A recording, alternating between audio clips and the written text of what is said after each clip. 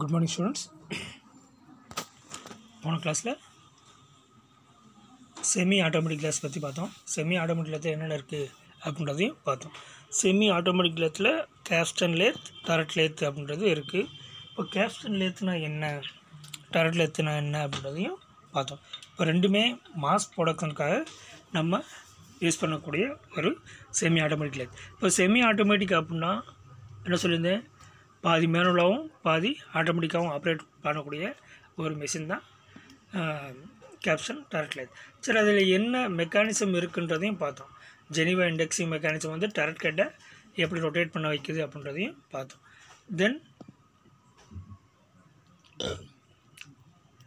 பார் feeding மெக்கானிசம்ன்றதையும் பார்த்தோம். பார் feeding மெக்கானிசம்ன்றது பாரை வந்து எப்படி காலட்டுக்குள்ளே இன்செர்ட் பண்ணுது அப்படின்றதையும் பார்த்தோம். இப்போது நெக்ஸ்ட் என்ன பார்க்கணும்னு பார்த்தீங்கன்னா டிஃப்ரென்ஸ் பார்க்கணும். கேப்சன் லேத்துக்கும் டரட் லேத்துக்கும் என்ன வித்தியாசம், அடுத்து சென்ட்ரல் லேத்துக்கும் கேப்சன் டரட் லேத்துக்கும் என்ன வித்தியாசம் அப்படின்றத இப்போ பார்க்க போகிறோம். இப்போது கேப்சன் லேத் பாருங்கள், ஒரு சைடில் கேப்சன் லேத் இருக்குது, ஒரு சைடில் டரட் லேத் இருக்குது. லெஃப்ட் சைடில் கேப்சன் லேத். ஃபர்ஸ்ட் பாயிண்ட் பாருங்கள், இது ஒரு light duty machine. Turret lathe வந்து இது வந்து ஹெவி டியூட்டி மிஷின். இப்போது செகண்ட் பாயிண்ட் பார்த்தீங்கன்னா டரட் லேத்து, டரட் ஹெட் வந்து ரேமில் பொருத்தப்பட்டு ரேமானது சேடில் மீது நகரும் அப்படின்றது. இப்போது டரட் ஹெட்டை ரேம் மேலே ஃபிக்ஸ் பண்ணிடுவோம், ரேம் வந்து சேடில் ஃபிக்ஸ் பண்ணிடுவோம். சேடிலானது அந்த பெட்டில் ஃபிக்ஸ் பண்ணியே இருக்கும், சேடில் மூவ் ஆகுது. சேடிலேருந்து ரேம் தான் மூவ் ஆகும்.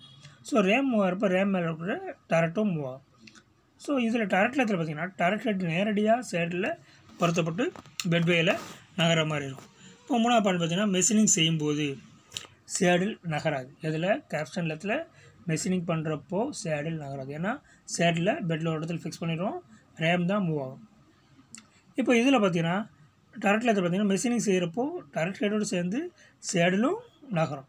இப்போ டரட் ஹெட்டோட லெங்த் வைஸ் மூவ்மெண்ட் குறைவு. கேப்சன் லேத்தில் டரட் ஹெட்டோட லெங்த் வைஸ் மூவ்மெண்ட் குறைவு.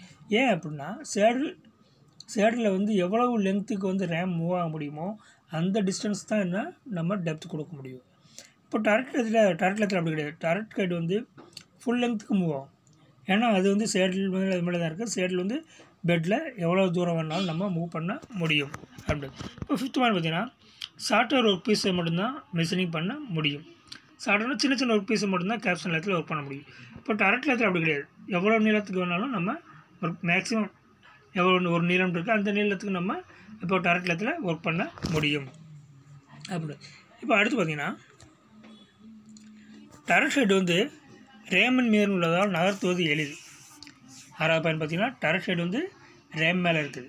இப்போ ரேம் மேலே இருக்கிறதுனால ஈஸியாக மூவ் பண்ணலாம், ஏன்னா சேடில் தான் ரேம் மூவ் ஆகுது. அப்போது இந்த மூவ்மெண்ட் வந்து ஸ்மூத்தாக இருக்கும். இப்போ சேடிலோட டரட் ஹெட் இருக்கிறதுனால சேடில் சேர்த்து நகர்த்துறது ரொம்ப கொஞ்சம் கஷ்டமாக இருக்கும், ஏன்னா டெயில் ஸ்டாக்கே நகர்த்துற மாதிரி தெரியும், அதனால் கொஞ்சம் அது சிரமமாக இருக்கும். இப்போ ஏழாவது பாயிண்ட் பாருங்கள், டரட் ஹெட்டுக்கு கிராஸ் வைஸ் மூவ்மெண்ட் இல்லை. கேப்சன் லேத்தில் டரட் ஹெட்டுக்கு கிராஸ் வைஸ் மூவ்மெண்ட் கிடையாது. ஆனால் டரட் லேத்தில் சில டரட் ஹெட்டுக்கு வந்து கிராஸ் வைஸ் மூவ்மெண்ட் உண்டு. சில டரட் லேத் தான், சில டரட் லேத்தில் சில டரட் ஹெட்டுக்கு தான் கிராஸ் வைஸ் மூவ்மெண்ட் உண்டு. எட்டாவது பாயிண்ட் பாருங்கள், லேத்தோட கன்ஸ்ட்ரக்ஷன் உறுதியானது கிடையாது. இதில் கேப்சன் லேத்தில் அந்த லேத்தோட கன்ஸ்ட்ரக்ஷன் உறுதியாக கிடையாது, ஒரு டப்பா மாதிரி தான் இருக்கும். ஸோ இதில் சின்ன சின்ன ஒர்க் மட்டும் தான் நம்ம பண்ண முடியும். கொஞ்சம் ஹெவியாக கட்டு கொடுத்தோம்னா வைப்ரேஷன் ஆக ஆரம்பிச்சிடும். அதனால் ஒரு மீடியமான லைட் கட்டு தான் கொடுக்க முடியும். இதில் டரட் லேத் பார்த்திங்கன்னா லேத்தோட கன்ஸ்ட்ரக்ஷன் நல்லா ஹெவியாக இருக்கும், அதனால் ஹெவி கட் கொடுக்க முடியும். அடுத்து உங்கள் 9th பாயிண்ட் பார்த்திங்கன்னா 60 mm வரைக்கும் அந்த காலத்தில் ஒர்க் பீஸை பிடிச்சி மெஷினிங் பண்ண முடியும் அப்படின்னு சொல்கிறோம். இப்போது 60 mm வரைக்கும் அப்படின்னா இப்போது லேட்டஸ்ட்டாக பார்த்திங்கன்னா 65 வரைக்கும் படிக்க முடியுன்றது மாதிரி சொல்கிறாங்க. இப்போ டரட் லேத் பார்த்திங்கன்னா 200 mm வரைக்கும் உள்ள ஒர்க் பீஸை மெஷினிங் செய்யலாம். இப்போ அடுத்து பாருங்கள், இப்போ முதல்ல பார்த்தது difference between caption lathe and turret lathe. இப்போ பார்க்க போகிறது difference between central lathe and caption turret lathe. இப்போது என்ன பார்க்கணும், ஃபஸ்ட் பாருங்கள், ஒரு சைடில் சென்ட்ரல் லேத் இருக்குது, இன்னொரு சைடில் கேப்சன் டரட் லேத் இருக்குது. இப்போ சென்ட்ரல் லேத்ன்றது இது ஒரு மேனுவலி ஆப்ரேட்டட் லேத், இது டோட்டலி மேனுவலாக ஆப்ரேட் பண்ணக்கூடிய லேத். கேப்சன் டரட் லேத் வந்து செமி ஆட்டோமேட்டிக் லேத். இப்போது செகண்ட் பாயிண்ட், சென்ட்ரல் லேத் வந்து ஒரு டூல் போஸ்ட் மட்டும் தான் இருக்குது. சென்ட்ரலத்தில் ஒரே ஒரு டூல் போஸ்ட். அந்த ஒரு டூல் போஸ்ட் வந்து சிங்கிள் டூல் போஸ்ட்டாக இருக்கலாம், இல்லை 2-வே டூல் போஸ்ட்டாக இருக்கலாம், இல்லை 4-வே டூல் போஸ்ட்டாக இருக்கலாம். இதில் டேரக்ட் லேத்தில் பார்த்தீங்கன்னா கேப்சன் டேரக்ட் லேத்தில் 2 டூல் போஸ்ட் இருக்கும். ஃப்ரண்ட் டூல் போஸ்ட், இன்னொன்று rear tool post. 2 tool post இருக்கும். 3ஆவது பாயிண்ட் பார்த்தீங்கன்னா சென்ட்ரல் லேத்தில் டெயில் ஸ்டாக் இருக்குது. டெயில் ஸ்டாக் இருக்குது. டேரக்ட் லேத்தில் பார்த்தீங்கன்னா டேரக்ட் ஹெட்டு தான் இருக்குது. டெயில் ஸ்டாக் கிடையாது, டேரக்ட் ஹெட்டு. டெயில் ஸ்டாக் பதிலாக டேரக்ட் ஹெட் இருக்குது. இப்போ டெயில் ஸ்டாக்கில் வந்து ஒரே ஒரு டூல் மட்டும் தான் ஃபிக்ஸ் பண்ண முடியும். ஆனால் டேரக்ட் ஹெட்டில் 6 டூல் ஃபிக்ஸ் பண்ண முடியும். ஒரு நேரத்தில் 6 டூல் ஃபிக்ஸ் பண்ண முடியும். இதில் சென்ட்ரல் லேத்தில் பார்த்தீங்கன்னா நம்பர் ஆஃப் ஸ்பீட் கம்மி. டேரக்ட் லேத்தில் நம்பர் ஆஃப் ஸ்பீட் அதிகம். அதிகம். அடுத்து பார்த்தீங்கன்னா 6வது டூல் சேஞ்சிங் டைம் அதிகம். இதில் சென்ட்ரல் லேத்தில் வந்து டூல் சேஞ்சிங் டைம் அதிகம். கேப்சன் டேரக்ட் லேத்தில் வந்து டூல் சேஞ்சிங் டைம் குறைவு. Tool setting time and changing time ரெண்டுமே இதில் குறைவு.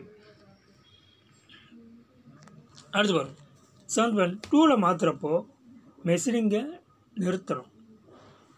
டூலை மாற்றுறப்போ சென்ட்ரல் லேத்தில் மெஷினை நிப்பாட்டி தான் நம்ம டூலை மாற்றணும். ஆனால் டேரக்ட் லேத்தில் அப்படி கிடையாது. ஒரு ஆப்ரேஷன் முடிஞ்சோடனே நான் பாட்டுக்கு டேரக்டாக ரிலீஸ் பண்ணோம்னா ஆட்டோமேட்டிக்காக அடுத்த ஃபேஸ் இதில் வந்துடும். ஸோ அப்போ மெஷினை நிப்பாட்டணும் அவசியமே கிடையாது. கேட்டால் பாருங்கள், சென்ட்ரல் லேத்தில் வந்து மாஸ் ப்ரொடக்ஷன் பண்ண முடியாது. கேப்சன் டேரக்ட் லேத்தில் மாஸ் ப்ரொடக்ஷன் பண்ணலாம். அடுத்து 9th பாயிண்ட், டூலை கண்ட்ரோல் செய்கிறதுக்கு ஃபீட் ஸ்டாப் கிடையாது. சென்ட்ரல் லேத்தில் டூலை கண்ட்ரோல் செய்ய அப்படின்னா டூலோட லென்த்தை செட் பண்ணுறதுக்கு அட்ஜஸ்ட் பண்ணுறதுக்கு ஃபீட் ஸ்டாப் கிடையாது. ஆனால் டேரக்ட் லேத்தில் ஃபீட் ஸ்டாப் இருக்குது. அந்த ஃபீட் ஸ்டாப்போட உதவியால் டேரக்ட் ஹெட்டையும் நம்ம லென்த் அட்ஜஸ்ட் பண்ண முடியும். அதே மாதிரி கேரேஜையும் நம்ம அட்ஜஸ்ட் பண்ண முடியும், லென்த் அட்ஜஸ்ட் பண்ண முடியும். அடுத்து 10th பேர் பாருங்கள், டூலை ஃபிக்ஸ் செய்த பின்னர் மேனுவலாக சென்டரிங் செய்ய வேண்டும். இப்போ டூலை ஃபிக்ஸ் பண்ணியாச்சு அப்படின்னா ஒர்க் பீஸோட சென்டருக்கு டூலோட கட்டிங் ஏஜ் இருக்கணும். அப்போ இல்லை அப்படின்னா டூலுக்கு கீழே கொஞ்சம் அந்த பிளேட் இருக்கும், எம்எஸ் பிளேட், அதாவது தகடுமா சொல்லுவோம் பார்த்தீங்களா, தகடு மாதிரி இருக்கும். அந்த தகடை கீழே வச்சு அந்த ஹைட் அட்ஜஸ்ட் பண்ணி கொஞ்சம் கூட்டி வைக்கணுமா இல்லை குறைச்சி வைக்கணுமோ நம்ம தகடை வச்சு எடுத்தும் நம்ம என்ன பண்ணணும், அந்த ஹைட்டை அட்ஜஸ்ட் பண்ணி கரெக்ட் பண்ணுறோம். இப்போது டேரக்ட் லேத்தில் ஆட்டோமேட்டிக்காக அது செஞ்சிடும், ஆட்டோமேட்டிக்காக நடந்துடும். அதனால் நம்ம மேனுவலாக செய்யணும் அவசியம் கிடையாது. இப்போ 11 பாயிண்ட் பாருங்கள், ஒரே நேரத்தில் ஒரு ஆப்ரேஷன் மட்டும்தான் பண்ண முடியும். இதில் டேரக்ட் லேத், இது சென்ட்ரல் லேத்தில். இப்போ டேரக்ட் லேத்தில் பார்த்தீங்கன்னா கேப்சன் டேரக்ட் லேத்தில் 2 ஆப்ரேஷன் பண்ண முடியும். ஃப்ரண்ட் டூல் போஸ்ட்லையும் பண்ண முடியும், ரியர் டூல் போஸ்ட்லையும் பண்ண முடியும். சரி, இப்போது நம்ம டிஃப்ரென்ஸ் பார்த்தோம். இப்போ ஒர்க் ஹோல்டிங் டிவைசஸ் என்ன இருக்குது அப்படின்றத இப்போ பார்ப்போம். ஒர்க் ஹோல்டிங் டிவைசஸ் வந்து types of work holding devices பாருங்கள், காலர்ஸ், ஜாச்சக்ஸ், ஃபிக்சர்ஸ் 3 இருக்குது. இப்போது காலர்ஸில் பார்த்தீங்கன்னா draw back collar, push out collar, dead length collar 3 இருக்குது. அதே மாதிரி ஜாச்சக்கில் பார்த்தீங்கன்னா 3 jaw self centering chuck, 4 jaw independent chuck and then air operator செக்குன்னு இருக்குது. ஃபிக்சர்ஸ் பார்த்தீங்கன்னா ஃபிக்சர்ஸ் தனியாக இருக்குது. ஃபிக்சர்ஸ் சார் இது என்னது, காலர் டூ சொல்கிறீங்க, ஜாச்சக்னு சொல்கிறீங்க, ஃபிக்சர் எதுக்கு அப்படின்னு சொன்னால் ஃபிக்சர் வந்து ஸ்பெஷலி டிசைன்டு ஒர்க் பீஸ் இல்லை இரெகுலர் ஒர்க் பீஸ், அந்த மாதிரியான ஒர்க் பீஸை நம்ம பிடிச்சி ஒர்க் பண்ணுறதுக்கு ஃபிக்சர்ஸ் யூஸ் பண்ணுறோம். ஸோ அதுக்கு ஸ்பெஷலாக நம்ம ஃபிக்சர் டிசைன் பண்ணணும். சரி, இப்போ ஒவ்வொன்றா பார்ப்போம். இப்போ காலட்டில் ஃபஸ்ட்டு வந்து முதல்ல இருக்கிறது வந்து யூஸ்வலாக இருக்கக்கூடிய காலட். இதில் பார்த்திங்கன்னா நடுவில் ஒரு ஸ்லாட் இருக்குது, மேலே இங்கேயும் நோஸ் இருக்குது. ஸோ அந்த ஸ்லாட் எதுக்குன்னு பார்த்தீங்கன்னா அந்த நோஸை வந்து ஸ்ப்ரிங் ஆக்ஷன் மாதிரி பண்ணுறதுக்கு இந்த ஸ்லாட் யூஸ் பண்ணுது. சரி, ஓகே. இப்போ 2வது இருக்குது பார்த்தீங்கன்னா ட்ராபேக் காலட்னு இருக்குது. இதில் காலட் இருக்குது, மேலே ஸ்பிண்டில் நோஸ் இருக்குது. இப்போ ஸ்பிண்டில் நோஸில் ஒரு டேப்பர் சர்ஃபேஸ் இருக்குது, காலட்லேயும் டேப்பர் சர்ஃபேஸ் இருக்குது. இப்போ அந்த காலட்டை வெளியில் தள்ளி வச்சுருந்தோம் அப்படின்னா அது கொஞ்சம் ஃப்ரீயாக லூஸாக இருக்கும். அப்போ பார் ஸ்டாக்கை உள்ளே இன்சர்ட் பண்ணிவிட்டு காலட்டை வந்து உள் நோக்கி, இந்த ஆரம்ப இருக்க பக்கத்தில் ஆரம்ப இருக்கிறதுக்கு தகுந்த மாதிரி உள்நோக்கி இழுத்தோம்னா என்ன ஆகும், அந்த காலட்டை வந்து அப்படியே அந்த ஸ்பிண்டில் நோஸில் உள்ள டேப்பரில் ப்ரெஸ் ஆகி சுருங்கி அந்த பார் ஸ்டாக்கை கிளாம்ப் பண்ணிடும். ஸோ இதுதான் ட்ராபேக் காலட் அப்படின்னு சொல்லுது. சரி, இப்போ பார்த்தீங்கன்னா அடுத்து push out collet, dead length காலட்னு சொல்லுவோம். இப்போ புஷ் அவுட் காலட்னா என்ன அப்படின்னா, இப்போ நம்ம ட்ராபேக் காலட்னா உள்ளே இழுக்கிறோம், அந்த ஸ்பிண்டில் நோஸ்க்குள்ளே இழுத்தா டைட் ஆகுது. இப்போ புஷ் அவுட்னா வெளியே தள்ளுனா டைட் ஆகும் அப்படின்ற மாதிரி. இதில் பாருங்கள் ஸ்பிண்டில் நோஸ் இருக்குது, கீழே காலட் இருக்குது.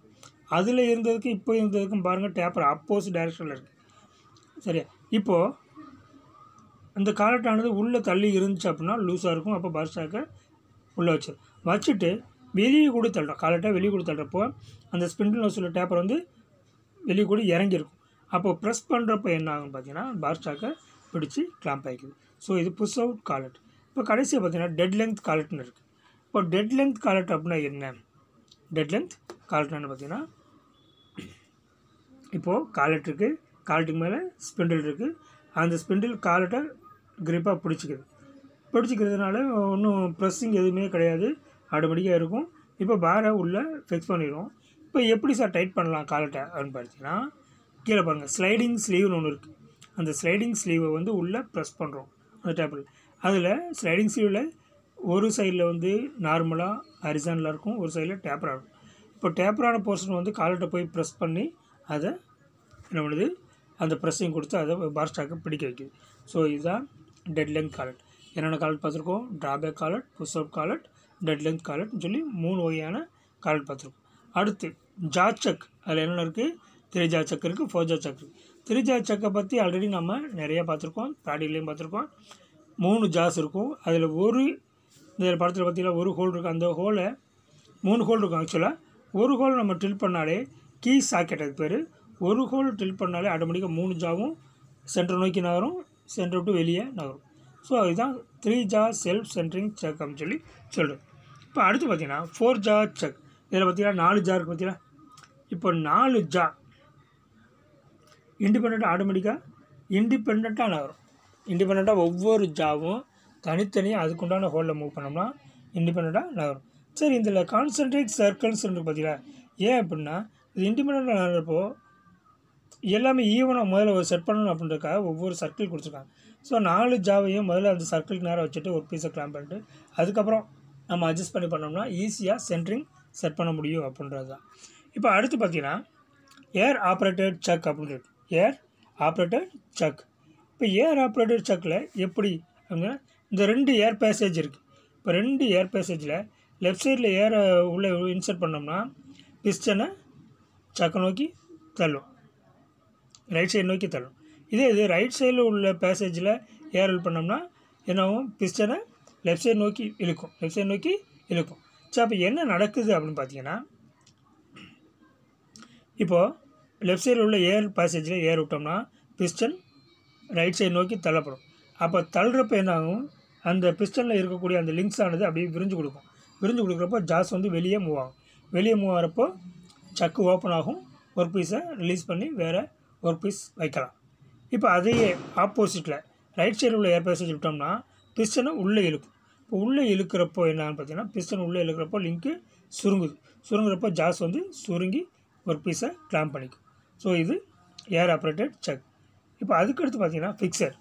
இந்த ஃபிக்சரில் ஆக்சுவலி நம்ம ஆல்ரெடி சொன்ன மாதிரி தான் ஸ்பெஷலி டிசைன்டு ஒர்க் பீஸை கிளாம்ப் பண்ணுறதுக்கு தான் நம்ம இதை பண்ணியிருக்கோம். படத்தில் ஷேப்பில் இருக்கிறது தான் நமக்கு அந்த ஒர்க் பீஸ். அதை எதில் வச்சுருக்கோம்னா ஒரு எல் ஆங்கிளில் கிளாம்ப் பண்ணி அந்த எல் ஆங்கிளில் ஃபேஸ் பிளேட்டில் நம்ம ஃபிக்ஸ் பண்ணிக்கோம். சரி, ஓகே. இது இப்படியே சுற்றிச்சுன்னா என்ன பார்த்தீங்கன்னா கரெக்டாக ஈவனாக சுற்றாது. அப்போ அதுக்கு என்ன பண்ணணும்னா ஒர்க் பீஸுக்கு தகுந்த மாதிரி ஆப்போசிட்டில் பாருங்கள் மேலே கவுண்டர் ஒன்று இருக்குது பார்த்தீங்களா? அதுக்கு பேர் கவுண்டர் வெயிட். ஏன் அப்படின்னா இந்த ஒர்க் பீஸோட வெயிட்டுக்கு சமமான வெயிட்டை அந்த கவுண்டர் வெயிட்டாக வச்சோம்னா தான் ஈவனாக அந்த ஃபேஸ் பிளேட் சுற்றும். அப்போ அப்படி சுற்றிச்சுனா தான் நம்ம கரெக்டாக நம்ம மெஷரிங் பண்ண முடியும் அப்படின்றது. சரி, இப்போது இதில் பாருங்கள் அந்த ஃபேஸ் பிளேட்டில் தெரியுது பார்த்தீங்களா? ரவுண்டாக இருக்குது ஃபேஸ் பிளேட் இருக்குது, நடுவில் ஒரு ரெக்டாங்குலர் இருக்கிறது தான் ஆங்கிள் பிளேட், அதில் கீழே உள்ளது ஒர்க் பீஸ், மேலே உள்ளது கவுண்டர் வெயிட், சுற்றி இருக்கக்கூடிய ஹோல்ஸ் வந்து ஸ்லாட். அதில் தான் நம்ம என்ன பண்ணுறோம்? ஆங்கிள் பிளேட் ஒர்க் பீஸ் எல்லாத்தையும் ஃபிக்ஸ் பண்ணுறோம். ஸோ இன்றைக்கி நம்ம பார்த்தது என்னென்ன பார்த்துருக்கோம் பார்த்தீங்கன்னா ஃபஸ்ட்டு ஸ்டார்டிங் கேப்ஸ்டன் லேத்துக்கும் டார்கெட் லேத்துக்கும் உள்ள டிஃப்ரென்ஸ் பார்த்தோம். ரெண்டாவது சென்ட்ரல் லேத்துக்கும் கேப்ஸ்டன் டார்கெட் லேத்துக்கும் உள்ள டிஃப்ரென்ஸ் பார்த்தோம். மூணாவது என்னென்ன types of work holding devices capstan target லேத்தில் இருக்குது. Actually work holding devices in சென்ட்ரலே தனியாக மேலே பார்த்தாச்சு. சென்ட்ரல் லேத்தில் என்னென்ன ஒர்க் ஹோல்டிங் டிவைசஸ் இருக்குன்னு பார்த்தாச்சு. இப்போ கேப்ஸ்டன் டார்கெட் லேத்தில் என்னென்ன ஒர்க் ஹோல்டிங் டிவைசஸ் இருக்குது அப்படின்றத இங்கே பார்த்தோம் என்னென்ன இருந்துச்சு அப்படின்னா காலட்ஸ், ஜாச்சக், மூணாவது ஃபிக்ஸர். காலட்டில் draw back collet, push out collet, dead length collet இருக்குது. அதே மாதிரி இதில் பார்த்தீங்கன்னா ஜாச்சக்கில் பார்த்தீங்கன்னா 3 ஜாச்சக், 4 ஜாச்சக் அண்ட் தென் ஏர் ஆப்ரேட்டட் சக்குன்றது. சரி, இப்போது அடுத்து பார்த்தீங்கன்னா ஃபிக்ஸர் ஒன்று பார்த்தோம். ஃபிக்ஸர் எதுக்குன்னு பார்த்தீங்கன்னா ஸ்பெஷலி டிசைன்டு ஒர்க் பீஸ், அதை கிளாம்ப் பண்ணி ஆப்ரேட் பண்ணுறதுக்காக நம்ம என்ன பண்ணுறோம், ஃபிக்ஸரை யூஸ் பண்ணுறோம். சரி, ஓகே. இப்போ ஃபிக்ஸரை நம்ம ஸ்பெஷலி ஆப்ரேட்டட் ஒர்க் பீஸ்ன்னு சொல்லியாச்சு. என்ன மாதிரியான ஒர்க் பீஸ் அப்படின்னா ஸ்பெஷலி ஆப்ரேட்டட்னு சொல்லிட்டோம். இப்போ அந்த கம்ப்ரஸருக்கு யூஸ் ஆகிற சில பிஸ்டன்ஸில் இருக்குது, சில சிலிண்டர்ஸ் இருக்குது. அந்த சிலிண்டர் பார்த்திங்கன்னா ஒரு வி ஷேப்பில் இருக்கும், சில நேரத்தில் ஒவ்வொரு விதமாக இருக்கும் கம்ப்ரஸர்ஸ்லாம். அதுக்கு தகுந்த மாதிரியான ஆப்ரேஷன்ஸ் செய்யணும்னா அதுக்கு தகுந்த மாதிரி ஃபிக்ஸர்ஸ் ரெடி பண்ணி அப்போது நம்ம அதில் நம்ம ஒர்க் பீஸ் வச்சு அதுக்கு தகுந்த மாதிரி dead weight or counter weight வச்சு நம்ம ஆப்ரேட் பண்ணோம்னா நமக்கு ஈஸியாக நம்ம அந்த ஒர்க்கை செய்ய முடியும் அப்படின்றது. ஸோ இந்த கிளாஸில் இது பார்த்தோம். மீதியை நெக்ஸ்ட் கிளாஸில் பார்ப்போம்.